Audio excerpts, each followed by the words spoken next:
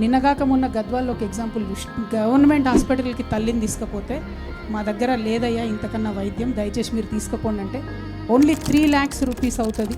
తెలిసి కూడా ఎక్కడికి తీసుకుపోదాము, ఎట్లా తీసుకుపోదాము, ఆడికి తీసుకుపోయినాక 3 లక్షలు అంటారు, చేర్చినాక 15 లక్షలు అంటారు. మా పరిస్థితి ఏందని తల్లిని పోన్లే బతికింది కదా ఉన్నన్నాళ్ళని సర్ది పెట్టుకునే పరిస్థితి ఇవ్వాలంటే కూడా తెలంగాణ రాష్ట్రంలో ఉన్నది. ప్రపంచమంతానేమో లైఫ్ స్పాన్ పెరుగుతుంది, 90 years 95 years బతుకుతారు. తెలంగాణ వాళ్ళం ఎందుకు కాంప్రమైజ్ కావాలి?